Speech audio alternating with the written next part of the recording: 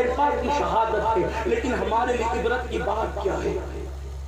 شہادت حسین ہو گئی، انہوں نے امتحان تو دے دیا۔ کہتے ہیں مورخین کہ جب کچل چکے لاشوں کو تو خیمے بھی جلا خیموں کو آگ لگا دی۔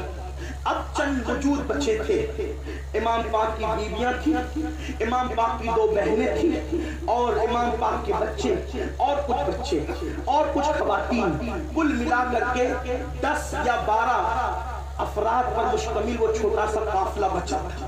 جب خیموں کو آگ لگا دی تو سارے لوگوں کو خیموں سے نکلنا پڑا۔ یزیدی گروپ سے ایک شخص بیان کرتا ہے کہ جب خیمے کو آگ لگا دی گئی، ایک خوبصورت عورت کو میں نے پریشان دیکھا، ایسا لگتا تھا جیسے زمین پہ چاند اتر آیا ہو۔ اتنی خوبصورت خاتون کو جب میں نے دیکھا کہ وہ آگ پہ چل کر کبھی خیمے کے اندر جلتے ہوئے خیموں میں جاتی اور کبھی آگ پر چل کر جلتے ہوئے خیموں سے باہر نکلتی، تو میں نے پوچھا اے بی بی کیا تجھے اپنی جان سے محبت نہیں کہ تو آگ پہ چل کے اندر جاتی ہے اور کبھی باہر آتی ہے، کبھی اندر جاتی ہے، کبھی باہر آتی ہے، تجھے اپنی جان سے محبت نہیں؟ تو اس نے روتے ہوئے کہا کیا کروں، میری جان تو اندر ہے، میں اپنی جان سے محبت کر کے کیا کروں؟ میں نے پوچھا آخر تیری جان اندر کیسے ہے؟ تو کہا کہ جو لوگ بیدار تھے وہ تو سب اپنے پیروں پہ چل کر نکلے، میرا ایک 17-18 سال کا بھتیجا ہے حسین کا بیٹا، اور اب نسل حسین اسی پر موقوف ہے۔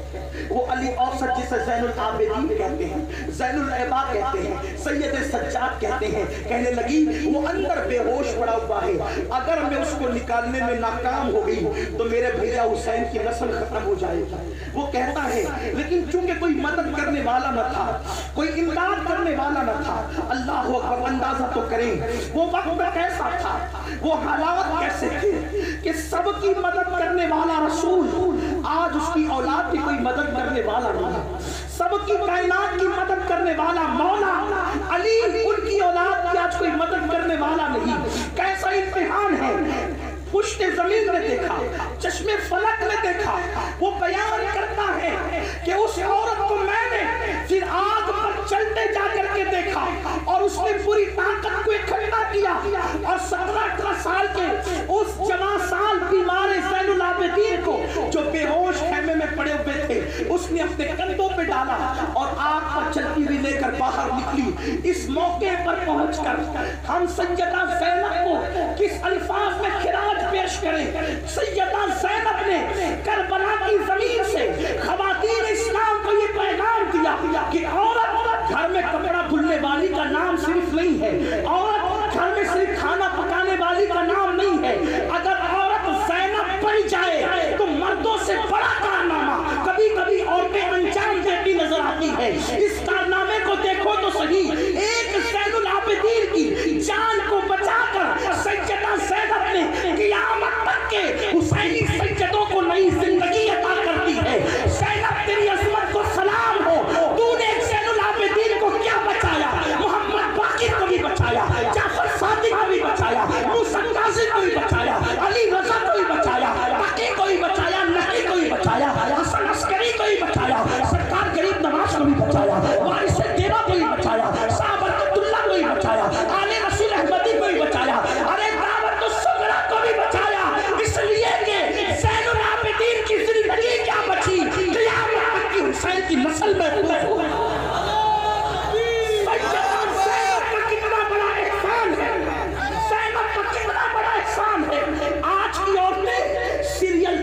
گھروں کے اندر اپنے گھر کے ماحول کو تباہ کر رہی ہے، آج کی عورتیں بے پردہ بازاروں میں گھوم رہی ہے، آج کی عورتوں کو نہ دین کا پتہ ہے نہ دھرم کا پتہ ہے، اپنے بچوں کو گناہوں کی تحریش پر عورتیں خود پہنچا رہی ہے۔ خواتین کو چاہیے کہ پکچر کی اداکارہ کو آئیڈیل بنانے کی بجائے نچنیاں عورتوں کو آئیڈیل بنانے کی بجائے سیدہ زینب کو آئیڈیل بنائے۔ سیدہ زینب کا کردار کیا ہے؟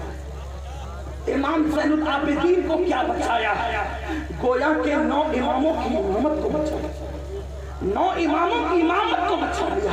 کتنا بڑا احسان ہے سیدہ زینب سلام اللہ علیہا کا۔ کہتے ہیں کہ پھر خیمے جلنے کے بعد انہوں نے اس پہ بس نہیں کیا بلکہ بیویوں کی چادریں چھیڑی۔ بیویوں کی کیا ظلم ہے کربلا میں، جن کے دوپٹوں کو کبھی کسی اجنبی مرد نے بھی آج سے پہلے نہیں دیکھا تھا، جن کے گھر میں اجازت کے بغیر جبریل نہیں آتے تھے، ان کے گھر میں بے اجازت جبرائیل آتے نہیں۔ قدر والے جانتے ہیں قدر شان اہل بیت، جن کے دوپٹوں کو کبھی کسی اجنبی مرد نے نہ دیکھا، ان کی چادریں تک چھین لی۔ چادریں چھیننے کے بعد حضرت سکینہ جو 7 سال کی شہزادی ہے، ننھی شہزادی، ان کے کانوں سے ایسی بالیاں نوچی کہ کان کٹ گئے اور خون کی پھواریں نکلنے لگی۔ جب کہا کہ ہم اہل بیت ہیں، میں یتیم حسین ہوں، مجھ پہ رحم کرو، تو ان ظالموں نے سیدہ سکینہ کے چہرے پہ تماچے مارے۔ اسی پہ بس نہیں کیا، اللہ اکبر، ان شہزادیوں کو کھلے آسمان کے نیچے چھوڑ دیا۔ لیکن تاریخ میں ایک حسین سا واقعہ اور ملتا ہے، میری بہنیں بھی اور آپ بھی دھیان سے سنیں۔ عورتوں کا دل اتنا کمزور ہوتا ہے کہ اگر چوہا مرا ہوا دیکھ لے تو دن بھر وہ کھانا نہیں کھا سکتی، اور اگر کسی محلے میں جوان بیٹے کا ایکسیڈنٹ ہو جائے، جوان بیٹے کا، پورے محلے کی عورتیں غم میں ڈوب جاتی ہیں، فلاں بھیا کے بیٹے کا انتقال ہو گیا ایکسیڈنٹ میں، فلاں بہن کے بیٹے کا ایکسیڈنٹ ہو گیا اور وہ مر گیا، اس کا انتقال ہو گیا، ساری عورتیں ڈوب جاتی ہیں غموں میں۔ 72 لاشوں پہ گھوڑے دوڑ چکے، خیمہ لوٹا جا چکا ہے، سہاگ اجڑ گیا، گود اجڑ گئی، بھائی بھتیجے سب کٹ گئے، سامنے کٹے ہوئے لاشیں پڑے ہوئے، کٹی ہوئی لاشیں پڑی ہوئی ہیں، خیمے بھی جلا دیے گئے۔ ایسے میں بیویاں کتنا رو رہی ہوگی، ان کے رونے کا کوئی احساس کر سکتا ہے، ان کی آنکھوں میں آنسو کتنے ہوں گے۔ بیویاں رو رہی، ان کے دوپٹے تک چھین لیے گئے، معصوم سا علی اصغر، اس سے بھی گود خالی ہو گئی، روتے روتے۔ ایسے میں عصر کا وقت تنگ ہو گیا، عصر کا ٹائم جانے لگا۔ سنی مورخوں نے لکھا ہے کہ سیدہ زینب نے ان بیویوں سے کہا، بیویوں تمہیں بہت رونا ہے، تم بہت رو چکی ہو اور تمہیں بہت رونا ہے، تم بہت رو چکی ہو، تمہیں رونا بہت باقی ہے۔ ایک کام کرو، پہلے اٹھو اور عصر کی نماز پڑھو، اس لیے کہ نانا جان کا فرمان ہے کہ جس نے جان بوجھ کر عصر کی نماز چھوڑ دی اس کا عمل برباد کر دیا جاتا ہے۔ مجھے ڈر لگتا ہے کہ اگر آج کی عصر تم نے جان بوجھ کر چھوڑ دی تو کربلا کی دی ہوئی قربانی کہیں ضائع نہ کر دی جائے، اس لیے اٹھو، بہت رو چکی ہو اور بہت رونا باقی ہے، پہلے اٹھ کر کے عصر کی نماز پڑھو۔ تاریخ کربلا گواہ ہے، کربلا کی ریت کا ذرہ ذرہ گواہ ہے، اس غم کے موقع پر بھی ان خواتین نے عصر کی نماز پڑھ کے نماز عصر اس وقت بھی انہوں نے ادا کی۔ آج کیا ہے؟ امام علی مقام کے چاہنے والوں، امام علی مقام کی محبت میں کبھی شربت بنانے والوں، نیاز بنانے والوں، ماہ محرم پر عظمت حسین کے جلسے کرانے والوں، میں تم سے پوچھنا چاہتا ہوں، کیا تم نے حسین پاک کی قربانی کو اتنا سستا سمجھا ہے کہ چند گرم شربت حسین پاک کے خون کا بدل ہو سکتا ہے؟ ہرگز نہیں۔ اگر 7 سمندروں کو شربت بنا کر مولا حسین کے نام پر تقسیم کر دو تب بھی علی اصغر کے خون کے ایک قطرے کا بدل نہیں ہو سکتا۔ ہم نے آج کربلا کی قربانیوں کو رسم سمجھا، ہم نے آج کربلا کی قربانیوں کو روا روی میں سننے کے لیے جو ایک ٹائم پاس کا ذریعہ بنا لیا۔ سوچو تو صحیح، میدان کربلا میں بیویوں نے شہادت کے بعد عصر کی نماز ترک کرنا گوارا نہ کیا۔ آج مسجدوں کے پڑوس میں رہ کر مسلمان نماز کو ترک کر رہا ہے، شادی اور ولیمے کے موقع پر دھڑلے سے نمازیں چھوڑ دی جاتی، اس لیے کہ نماز کے لیے وضو کریں گے تو کہیں میک اپ نہ دھل جائے۔ مسجدوں کے سینے میں بیٹھ کے نماز چھوڑی جا رہی ہے، مسجدوں کے پڑوس میں رہ کر کے نماز چھوڑی جا رہی ہے۔ مجھے بتاؤ، مسجدوں کو ویران کس نے کیا؟ آج مسلمانوں کی مسجدیں ویران ہیں۔ سنیوں سن لو، جس دین کے تحفظ کے لیے کربلا میں قربانی دی گئی، آج اسی دین کو تم نے کھلواڑ بنا لیا۔ اپنی زندگیوں کے اندر تمہیں نماز کی فرصت نہیں، واٹس ایپ چیک کرنے بیٹھتے ہو تو ایک ایک گھنٹہ لگا دیتے ہو اور نماز کے لیے ٹائم نہیں ملتا. دوستوں کی صحبت میں بیٹھتے ہو تو گھنٹوں گزار دیتے ہو. سب کے لیے ٹائم، رب کے لیے ٹائم کب نکالو گے؟ جس خدا نے تمہیں زندگی دی، روزی دی، ہماری پیدائش سے پہلے ہمارے ماں کے سینے میں ہمارے لیے غذا پیدا کی، جس نے چلنے کا شعور عطا کیا، جس اللہ نے ہمیں علم دیا، جس خدا نے زمین ہمارے لیے بنائی، آسمان ہمارے لیے بنایا، ساری نعمتیں ہمارے لیے بنائی. آج مسلمانوں کا کیا حال ہے؟ سب کے لیے وقت ہے، رب کے لیے وقت نہیں. اور سن لو، جو قوم اللہ کی بارگاہ میں سجدہ کرنا چھوڑ دیتی ہے اس قوم سے عزت کے ساتھ جینے کا حق چھین لیا جاتا ہے. خدا کے گھر کو ویران کرنے والوں، کیا یہ تصور کرتے ہو کہ تم اللہ کے گھر کو ویران کرو گے اور اللہ تمہارے گھروں کو آباد کرے گا؟ اللہ کے حبیب غیب کا نبی صلی اللہ علیہ وآلہ وسلم فرماتے ہیں جب کوئی قوم مسجد تعمیر کرتی ہے اور مسجد کو آباد سجدوں سے نہیں کرتی تو مسجد رات کی تاریکیوں میں خدا کی بارگاہ میں عرض کرتی ہے، اے اللہ جس نے مجھے ویران کر دیا تو ان کے گھروں کو ویران کر دے. جس قوم کے لیے مسجد بد دعا کر رہی ہو وہ قوم کیا خاک عزت کے ساتھ جیے گی؟ جس قوم نے خدا کے گھر کو ویران کر دیا ہو کیا اس قوم کے گھر آباد ہوگی؟ آج کون نے یہ جو پریشانی کی شکایت نہیں کی؟ آج بڑے بڑے مفکرین اور خطبہ رو رہے ہیں میری قوم تباہ ہو رہی ہے، برباد ہو رہی ہے، کٹ رہی ہے، جل رہی ہے، مر رہی ہے. میں کہوں گا بڑی معذرت کے ساتھ اللہ کے حبیب صلی اللہ علیہ وآلہ وسلم کا فرمان ہے کہ جس نے ایک وقت کی نماز جان بوجھ کر چھوڑ دیا قدرت اس کے سر سے اپنی رحمت کا سائبان ہٹا دیتی ہے. اللہ اس سے اپنی پناہ کو چھین لیتا ہے جو ایک وقت کی نماز جان بوجھ کر چھوڑ دیتا ہے. جس قوم کو خدا پناہ نہ دے اس قوم کو پھر لوٹا نہیں جائے گا تو کیا ہوگا؟ اس قوم کو پھر تباہ نہیں کیا جائے گا تو کیا ہوگا؟ اس قوم کو پھر برباد نہیں کیا جائے گا تو کیا ہوگا؟ مجھے بتاؤ، سب کے لیے ٹائم رب کے لیے نہیں.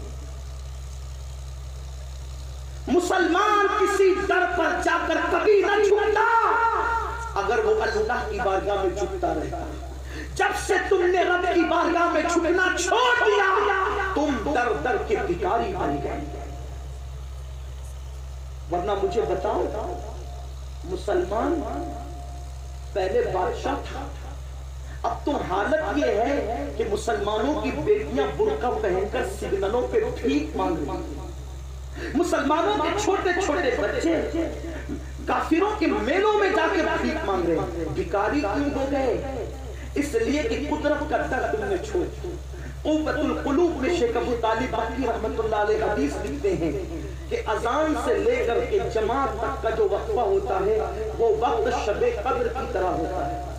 اس ٹائم میں بندہ جو دعا کرتا ہے اللہ اس کی دعا کو قبول فرماتا ہے. آپ شب قدر کا انتظار ایک سال میں کرتے ہیں. ارے تمہارے پاس روزانہ شب قدر والا وقت آتا ہے، کوئی مسجد میں آئے تو صحیح، اپنی رب کی چوکھٹ پہ ہاتھ پھیلائے تو صحیح. اللہ کے رسول صلی اللہ علیہ وسلم فرماتے نماز کے بعد جو دعا کی جاتی ہے اللہ اس کو رد نہیں فرماتا. لیکن کوئی آئے تو خدا کی بارگاہ میں، جب تک تم رب کی بارگاہ میں چھپتے تھے تم دینے والے تھے. جب سے تم نے چھپنا چھوڑ دیا ہے اب تم مانگنے والے بن گئے. ہفتے میں ایک دن جمعہ کے دن مسجد میں آتے ہیں میرے بھائی، اور وہ بھی اس وقت آتے ہیں جب امام خطبہ دے رہا ہوتا ہے، وضو کرتے ہیں، جیسے تیسے 2 رکعت پڑھی اور نکل کر کے چلے جاتے ہیں. اور ہم جنت کے ٹھیکیدار بنے ہوئے. مولانا ہم جنت میں نہ جائیں گے تو کون جائیں گے؟ ہمیں جنت نہ ملے گی تو کس کو ملے گی؟ سن لو، جنت صرف اسی کو ملے گی جس کی حضور شفاعت کرے گی. بس یہی کل ملا کر کے ساری حدیثوں کا روایتوں کا خلاصہ ہے. حضور جس کی سفارش کرتے جنت اسی کو ملے گی. لیکن یاد رکھنا के रसूल सल्लल्लाहु अलैहि वसल्लम ने फरमाया, जिसने एक वक्त की नमाज जानबूझकर छोड़ दी, क़यामत के दिन उसके साथ मेरा कोई वादा नहीं है। क़यामत के दिन आका फरमाते हैं उसके साथ मेरा कोई वादा नहीं है।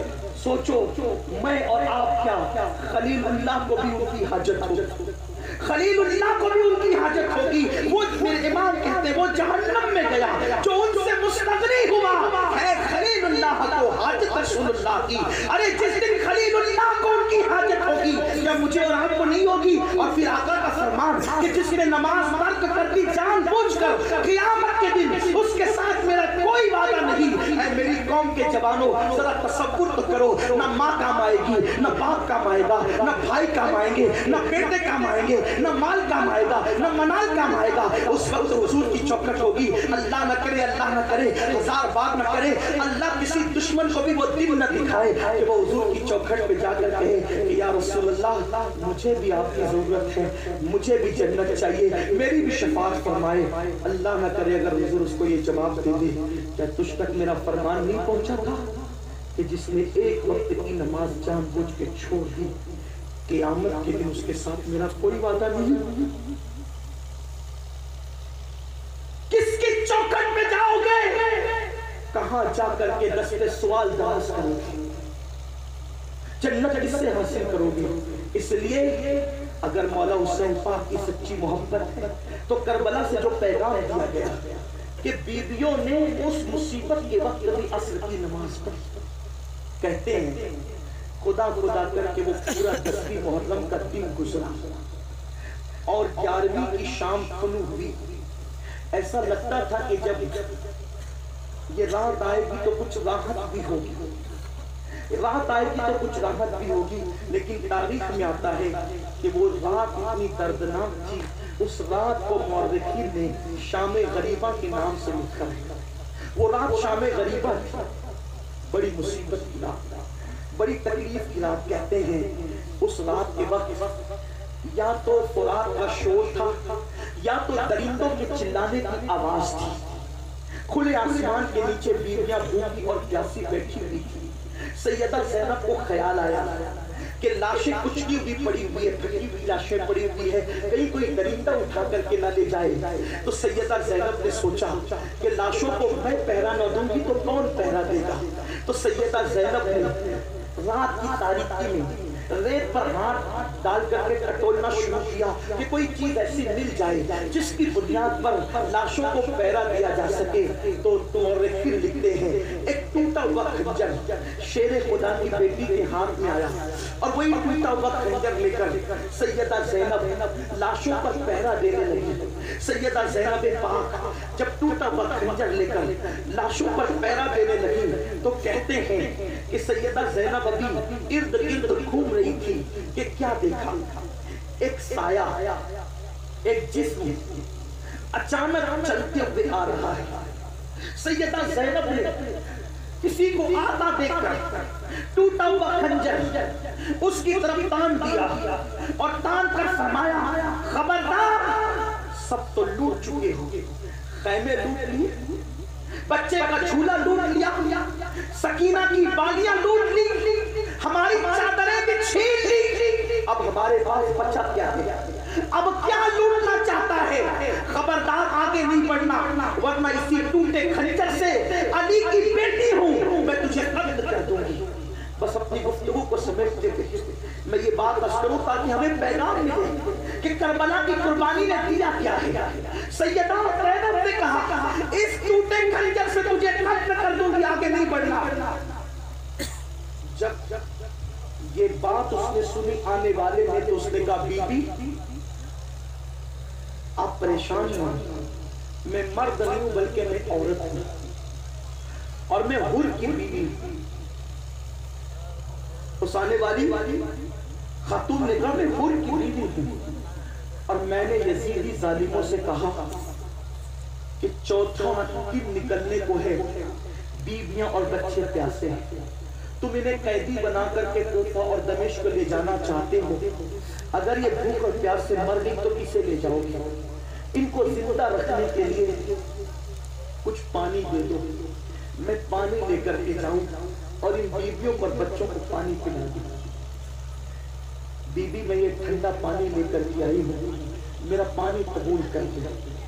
सैयदा ज़ैनब ने जैसे ही ठंडे पानी का नाम सुना फूट फूट कर रोने लगी और कहती थी कि ऐ हुर की बीवी, जब मेरा नन्ना सा भतीजा अली असगर 6 महीने का बच्चा प्यास की वजह से तड़प तड़प कर जामे शहादत नोश किया, उस पर तो तूने पानी क्यों नहीं लाया?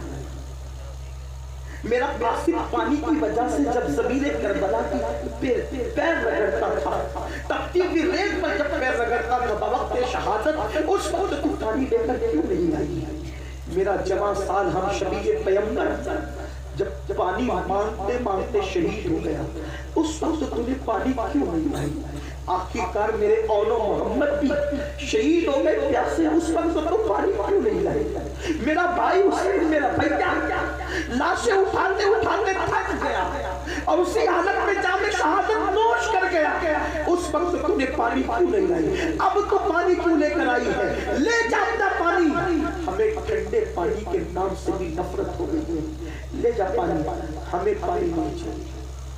कहते हैं अगर अहले बैत को मनाना हो तो एक नाम बनाने के लिए बड़ा मुआस्सिर साबित होता है। हुर की बीवी ने उसी का फायदा उठाते हुए कहा, बीबी आपको आपकी माँ सैयदा फातिमा का वास्ता, मेरा पानी कबूल कर ले। अगर आपने मेरा पानी कबूल न किया तो यजीदी मेरा मजाक उड़ाएंगे कि बड़े बड़े कर्रो फर से ले गई थी पानी, तेरा पानी उन्होंने रद्द कर दिया। आपकी शान नहीं किसी को रद्द करना, आपकी शान नहीं किसी को खाली लौटाना। बीबी फातिमा तो ज़हरा का वास्ता मेरा पानी कबूल कर। जब नाम फातिमा आया तो सैयदा ज़ैनब ने पानी कबूल किया। हुर की बीवी को साथ ले गई तो क्या देखा, करबला की रेत पर बीवियां सिस्कियां ले रही थी। सैयदा सकीना बेहोश पड़ी थी, इमाम ज़ैनुल आबिदीन भी बेहोश थे। कटोरे में पानी निकाला और पानी निकालकर सकीना के चेहरे पे पानी के छींटे दिए। इमाम ज़ैनुल आबिदीन के चेहरे पे पानी के छींटे दिए, ये होश में आए तो सैयदा ज़ैनब ने कटोरे में पानी डालकर सकीना के हाथ में का, बेटी ये लो ठंडा पानी पी लो। सकीना ने बड़ी सादगी से पूछा, फूफी अम्मी क्या मेरा चचा अब्बास जो पानी लाने के लिए फुरात पर गए थे, क्या वो वापस आ गए?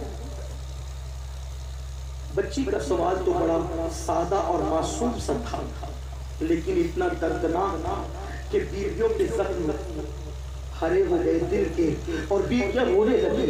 सैयदा ज़ैनब ने कहा, मेरी बेटी तेरा चचा अब्बास ऐसा गया है कि अब वो कभी वापस नहीं आएगा, तेरा चचा कभी लौट कर नहीं आ सकता। बेटी ये पानी हुर की बीवी लेकर के आई है, लो बेटी पानी पी लो। इतना सुनने के बाद वो शहजादी 4 दिन की प्यासी, अब 34 सुबह निकलने वाली है।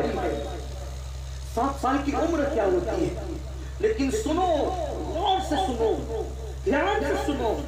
करबला की तारीख को रस्म बनाने वालों, रस्मी तौर पर नारे लगाने वालों, इमाम हुसैन ने अपने घर वालों की तरबियत कैसे की थी? इमाम अली मकाम की घर में तरबियत का अंदाज क्या था? अच्छी तरह याद रखना, जो शरीयत पर अमल नहीं कर सकता कभी वो शरीयत की हिफाजत नहीं कर सकता, वो शरीयत बचा नहीं सकता। अल्लाह अकबर। आज मुसलमान शरीयत बचाने निकले हैं, शरीयत बचाओ, शरीयत बचाओ, शरीयत बचाने का नारा लगाते हैं। सुनो, दुनिया भर में शरीयत बचाने की बात करने वालों, क्या हमारे घर में हमने शरीयत बचा रखी है? जो अपने घरों में शरीयत को नाफिज न कर सके, वो मुल्क में क्या शरीयत बचा सकेंगे? हमारे घरों के अंदर, टीवियों के अंदर कुफरिया कलिमात बजते हैं और हम शरीयत बचाने निकले। तालियां मुड़ाकर कटरों में फेंकने वाले शरीयत बचाने निकले। अज़ान के वक्त में ताश के पत्ते खेलने वाले शरीयत बचाने निकले हैं। शरीयत बचाने वालों का किरदार तो देखो, शरीयत बचाने वालों के घर का हाल तो देखो।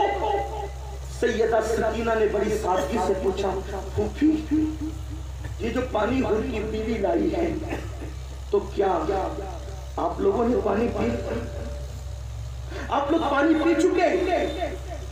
سیدہ زینب نے کہا بیٹی نہیں، ابھی ہم نے پانی نہیں پیا، اس لیے کہ نانا کی سنت ہے کہ جب کھانے پینے کی چیز ملے تو پہلے چھوٹوں کو کھلاؤ پلاؤ، پھر بڑے کھایا پیا کریں۔ بیٹی 4 دن کی پیاس کی وجہ سے ہم نانا کی سنت نہیں چھوڑ سکتے، ہم نانا کی سنت ترک نہیں کر سکتے۔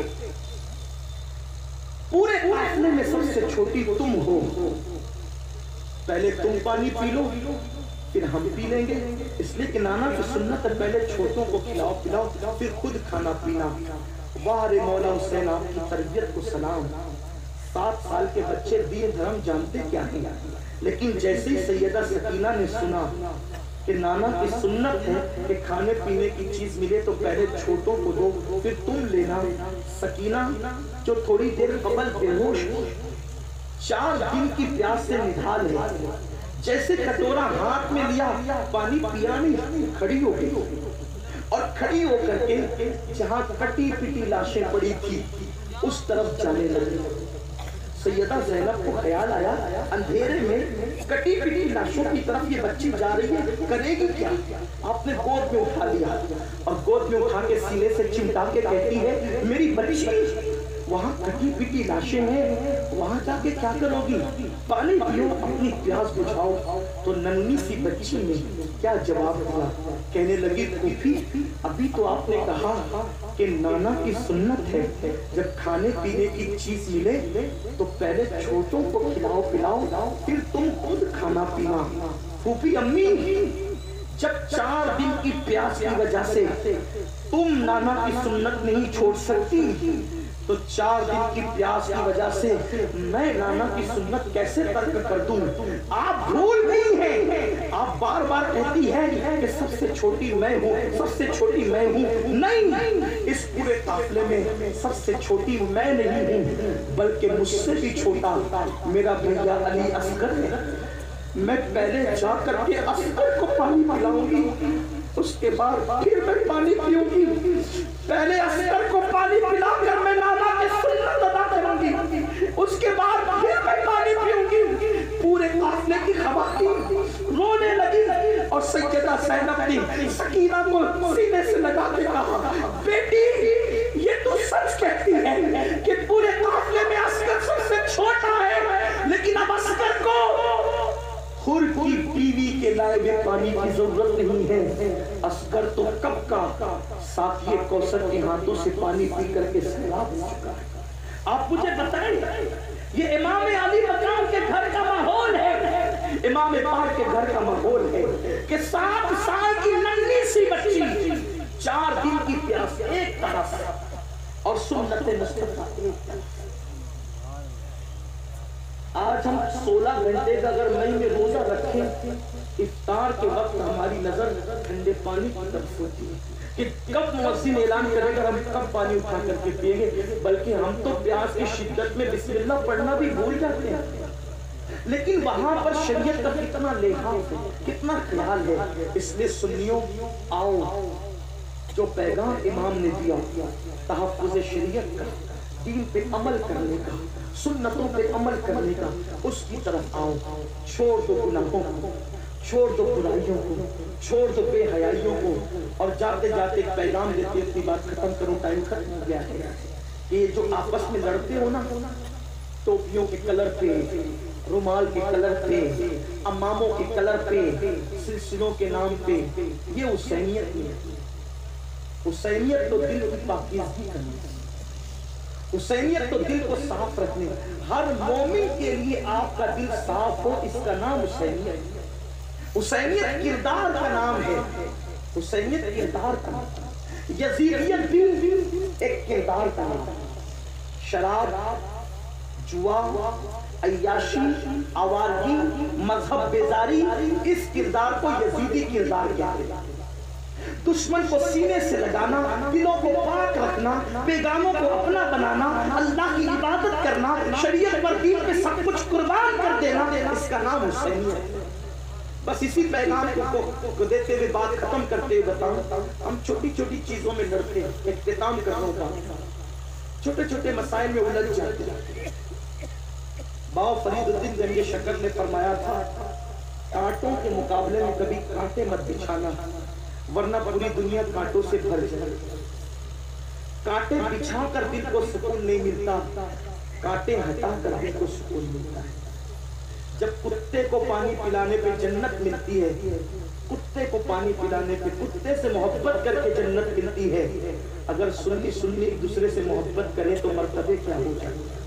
خواجہ نصیر الدین چراغ دہلوی نے کہا تھا کہ ہمارے سامنے قینچی کی بات مت کیا کرو اس لیے کہ ہم اللہ والے لوگ ہیں، ہمارے سامنے سوئی دھاگے کی بات کیا کرو کیونکہ قینچی ایک کو دو کر دیتی ہے اور سوئی دھاگا دو کو ایک کر دیتا ہے۔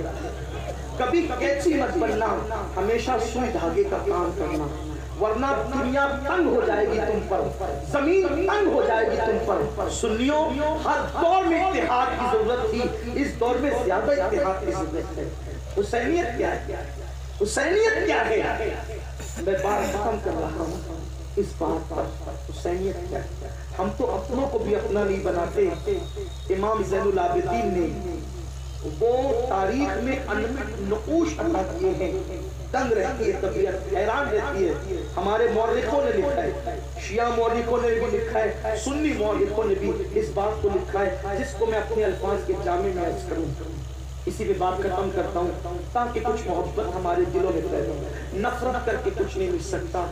تہجد پڑھ لو، پانچوں وقت کی نمازیں پڑھ لو، نفل روزے رکھ لو، روزانہ قرآن ختم کر لو، کچھ نہیں ملے گا جب تک کہ تمہارے دلوں سے کینہ صاف نہ ہو جائے۔ کیونکہ دلوں میں مومنوں کے لیے کینہ ہے تو سجدے سر کے اوپر بھی نہیں جاتے، سجدے سر کے اوپر بھی نہیں جاتے۔ مت رکھو دلوں میں کینہ، نکالو کینے کو باہر کرو۔ بھائی بھائی متحد ہو جائے، بہن بھائی متحد ہو جائے، آپس میں پیار کی ایک جو ہے وہ شمع جلا دو، محبتیں آپس میں پیدا کرو، بلکہ دشمنوں کو بھی کردار سے اپنا بنانے کی کوشش کرو۔ بات کرنے لگا تھا اینڈ پر ایک واقعے کی اپنے الفاظ کے جامع میں کچھ تصرف کے ساتھ۔ جب کربلا سے قافلہ واپس لوٹا، امام زین العابدین سب سے الگ الگ رہنے لگے۔ پوری زندگی کبھی نہیں مسکرائے، صرف روتے تھے روتے تھے صرف روتے تھے۔ اتنا رویا ہے کہ رونے میں ایک مثال قائم کی ہے، اور زیادہ تر وقت امام زین العابدین عبادت میں گزارتے تھے، بس عبادت عبادت عبادت۔ بلکہ ایسا بھی کرتے تھے کہ آپ کو ڈر لگتا تھا کہ کہیں عبادت میں کوئی دوست تو خلل نہ پیدا کر دے اور اس سے ملنا نہ پڑے، تو آپ اپنے گھر سے نکل کر جنگلوں میں جاتے تھے اور خیمہ لگا کر کے وہاں چپ کے عبادت کرتے تھے تاکہ کوئی ملنے نہ آئے۔ مورخین نے دو نام لکھے ہیں، واللہ تعالی عالم۔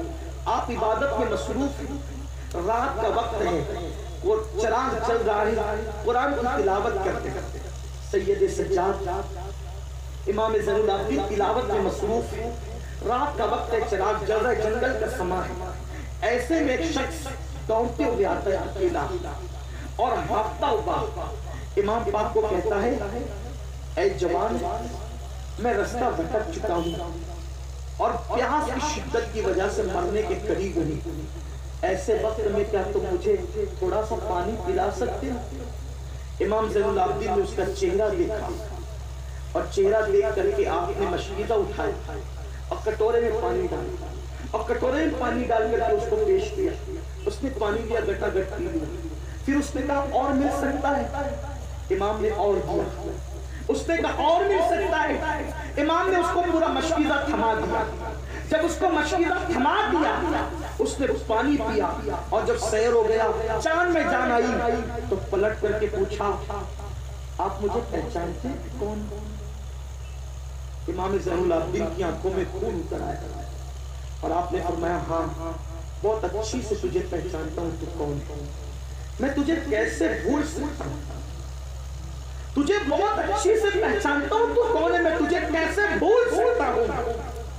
تیرے ہی حکم پر معصوم علی اصغر کی گردن پہ اور حلق پہ تیر چلا چلا، تیرے ہی حکم پر 3 دن تک اہل بیت میں پانی بند تھا نا، تیرے ہی کہنے پر لاشوں پہ گھوڑے دوڑے تھے، تیرے ہی کہنے پر میری امی، میری پھوپھی، میری بہن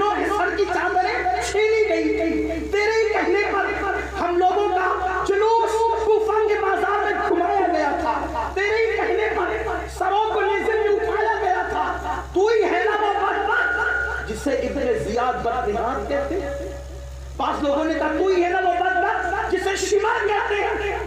اس نے کہا ہاں، نام دو لکھے ہیں تاریخ میں جو بھی صحیح ہو۔ امام زین العابدین سے اس نے کہا ہاں میں وہی ہوں۔ پھر اس نے کہا امام جب آپ نے مجھے پہچان لیا تھا تو پھر آپ مجھے پیاسا مرنے دیتے، آپ نے پانی دے کر میری جان کیوں بچائی؟ امام زین العابدین نے فرمایا جو تو نے کیا تھا وہ تیرے خون کی بدماشیاں تھی، جو میں نے کیا وہ میرے خاندان کی ریت تھی، جو میں نے کیا وہ میرے خاندان کی ریت ہے۔ آپ اندازہ فرمائیں جان کے دشمنوں کے ساتھ ایسا سلوک کرنا، اسی کو حسینیت کہتے ہیں۔ اب اس آئینے میں دیکھو آپ کتنے حسینی ہو اور کتنا کردار یزید زندہ کر رہے ہو۔ اگر واقعی حسینی ہو تو اپنے اندر خود ٹوٹیے، اپنے من میں ڈوب کر پاجا سراغے زندگی تو کسی کا بن نہ بن اپنا تو بن۔ آئیے ہم اس آئینے میں دیکھیں کون حسینی ہے کون یزیدی ہے۔ چند جذباتی نعرے کسی کو اگر حسینی بناتے تو کربلا میں اتنی بڑی قربانی نہ دینی پڑتی۔ اللہ سے دعا ہے کہ اللہ ہم سب کو سچا پکا حسینی بنائے، کردار کا حسینی بنائے۔ گفتگو کے درمیان اگر کوئی غلطی ہو گئی ہو اللہ تعالیٰ اپنے حبیب پاک صاحب الاولاد صلی اللہ علیہ وسلم کے سب کو فرمائے استغفر اللہ ربی من كل ذنب واتوب الیہ وما علمنا الا البلاغ۔ السلام علیکم ورحمۃ اللہ وبرکاتہ۔